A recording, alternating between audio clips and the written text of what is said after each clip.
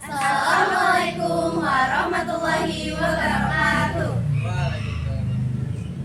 Kami dari kelompok 4 SDK akan mempersembahkan teater berjudul Jaka Tarub dan 7 Bidadari. Sebelumnya, izinkan kami memperkenalkan diri kami. Perkenalkan, nama saya Muhammad Islami. Saya berperan sebagai Jaka Tarub. Saya Sakira Kiladusma dan saya sebagai narator. Saya Tima Khairani berperan sebagai Nawang Pertiwi. Saya Nisfa Kendari berperan sebagai Nawang Laras. Saya Gladys Agung Istiha berperan sebagai Nawang Laras.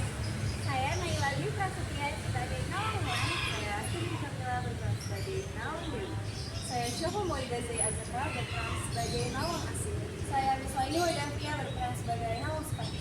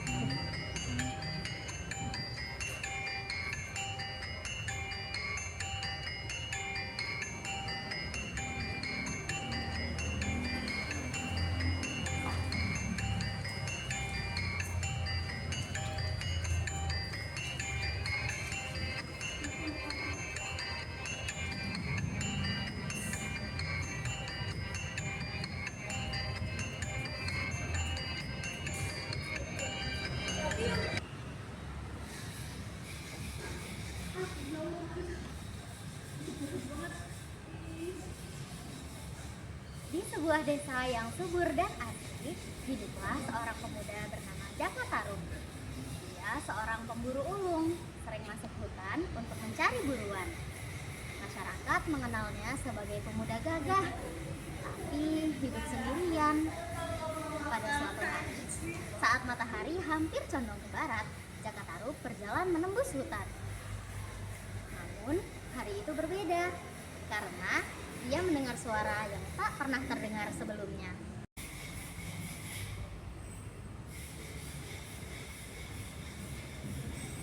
Hah?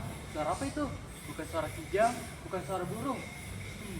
Seperti gadis-gadis yang tertawa riang. Siapakah lampirangan mereka? Ternyata di tepi hutan ada sebuah telaga yang jernih airnya. Dari langit turun 7 bidadari jelita. Mereka membawa selendang sakti. Dengan selendang itu, mereka bisa kembali ke kahyangan. Setelah sampai di bumi, mereka kemudian bersenda gurau. Saudari-saudariku, siapa itu keluarga? Aku merasa tangannya begitu mudah dan sayangnya. Sudah, jangan terlalu mengerti. Kita datang untuk mandi. Oh, tidak sabar untuk mandi. Tapi kita sudah biasa lama dulu.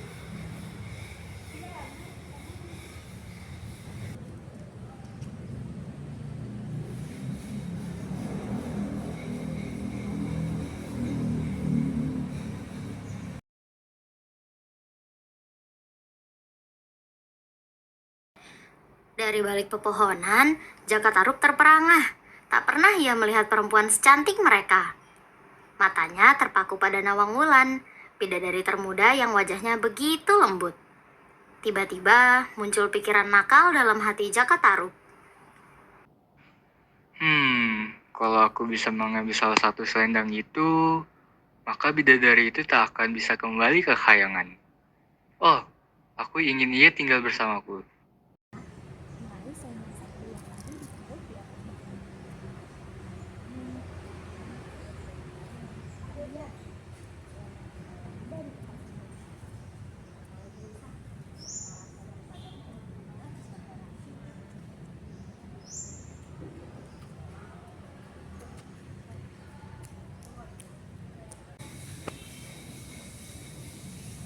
Setelah puas mandi di telaga, para bidadari naik ke tepi air. Satu persatu mereka meraih selendang sakti yang tadi ditaruh di atas batu. Namun tiba-tiba Nawang Wulan terdiam. Selendangnya tak ada di tempat semula. Ia mulai gelisah, sementara saudari-saudarinya menoleh dengan heran. Saudari-saudariku, selendangku hilang. Aku tidak bisa menemukannya. Apa? Hilang? Tidak mungkin. Mungkin kau lupa menaruhnya, atau mungkin terbawa angin ke semak-semak. Cepat cari, kita tak bisa lama di sini. Iya, benar. Aku khawatir manusia ini melihat kita. Nawang Wulan, tenang dulu. Mari kita cari bersama-sama. Mereka pun bergegas mencari di sekitar telaga. Ada yang mengangkat ranting, ada yang menyibak semak, ada pula yang mengintip ke balik batu. Tapi tetap saja, selendang itu tidak ditemukan. Keceriaan mereka seketika berubah menjadi kepanikan. Aku tidak menemukannya. Aku juga tidak. Sungguh tidak ada di sini. Kita tak bisa lama lagi. Benar, waktu itu telah habis. Saudaraku, maafkan kami. Kami harus segera pergi ke layangan. Jangan tinggalkan aku. Aku tidak bisa tanpa selendangku. Kami sedih. Ini peraturan kampus. Kami akan selalu mendoakanmu, Nawang Wulan.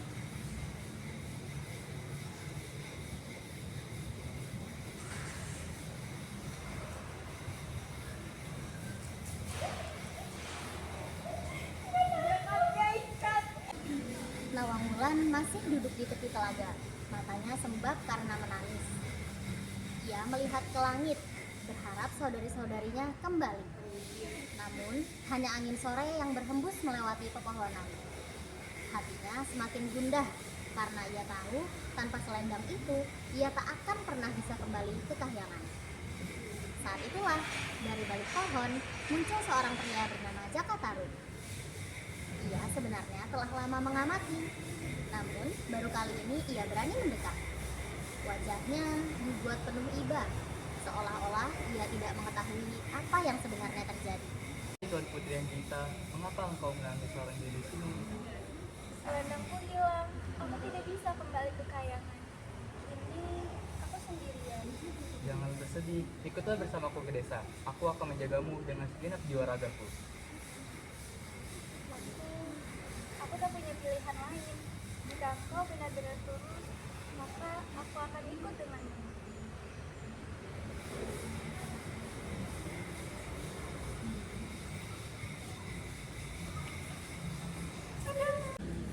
Hari-hari pun berganti.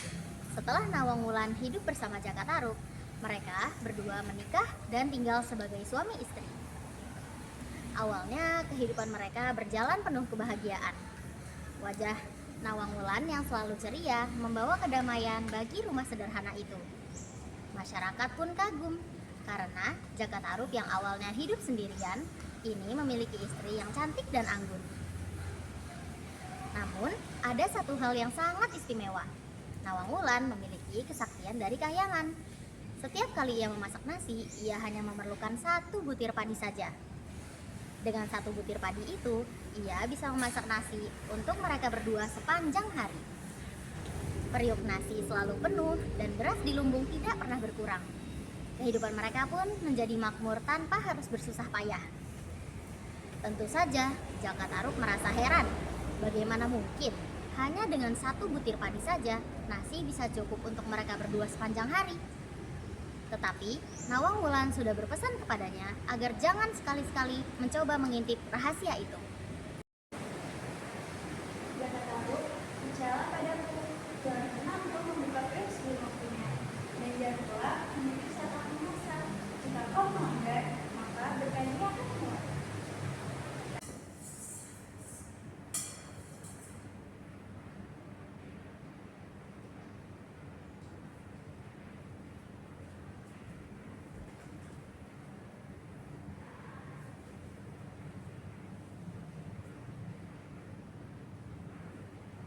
Jaka Tarub, kau mengintip. Kini rahasiaku terbongkar. Kesaktianku hilang. Kita harus hidup seperti manusia biasa. Aku tidak bisa lagi menanam nasi dengan 1 butir padi. Kita harus bergantung pada panen dan kerja keras. Sejak saat itu, kehidupan mereka berubah. Nasi tidak lagi berlimpah dan lumbung padi perlahan-lahan berkurang. Nawang Wulan tetap berusaha setia, namun dalam hatinya tersimpan luka. Ia merasa suaminya telah merusak keseimbangan yang dulu begitu indah hanya karena rasa penasaran yang tak bisa dikendalikan. Hari-hari berlalu sejak Jaka Tarub menyembunyikan selendang Nawang Wulan. Dalam hatinya, Jaka Tarub merasa bangga karena ia telah membuat Nawang Wulan tinggal bersamanya. Tetapi ia juga gelisah karena rasa bersalah perlahan menghantui dirinya. Nawang Wulan pun merasakan ada sesuatu yang berbeda. Ia sering menatap Jaka Tarub dengan mata waspada, meski ia belum tahu pasti apa yang disembunyikan. Suatu hari, saat Nawang Wulan sedang membereskan lumbung dan menyusun peralatan rumah, matanya tertuju pada sesuatu yang membuat dadanya berdebar. Di balik tumpukan kain, ia melihat selendangnya sendiri, selendang yang selama ini ia pikir hilang. Perlahan, ia mengambilnya dan menatap Jaka Tarub. Wajahnya penuh campuran sedih, kecewa, dan marah.